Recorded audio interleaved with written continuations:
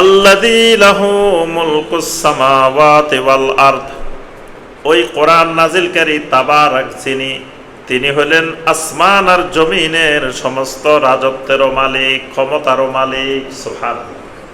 আল্লাহর রুবুবিয়তের অন্যতম একটা দিক হলো মুলক। রুবুবিয়তের তিনটা গুরুত্বপূর্ণ দিক, একটা হলো খালক, একটা হলো মুলক, একটা হলো তাদবীর। সৃষ্টি, মালিকানা, পরিচালনা। তো এখানে আল্লাহ পাক এই মালিকানার পরিচয়টা তুলে ধরছেন। আল্লাযী লাহু মুলকুস সামাওয়াতি ওয়াল আরদ, আসমান আর জমিনের মালিকানা একমাত্র তার।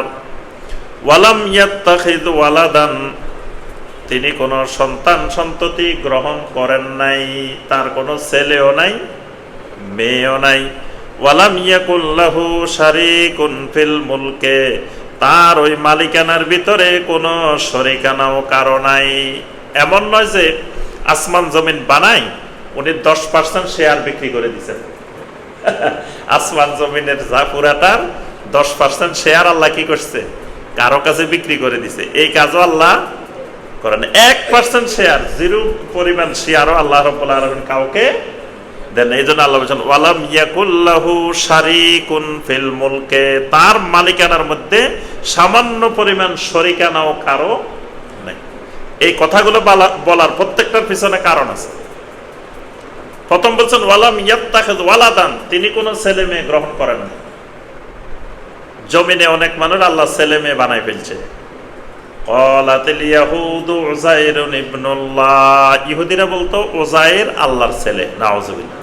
ওয়া ক্বালাতিন নাসারাল মাসীহু ইবনুল্লাহ, খ্রিস্টানরা বলতো ঈসা আলাইহিস সালাম আল্লাহর ছেলে।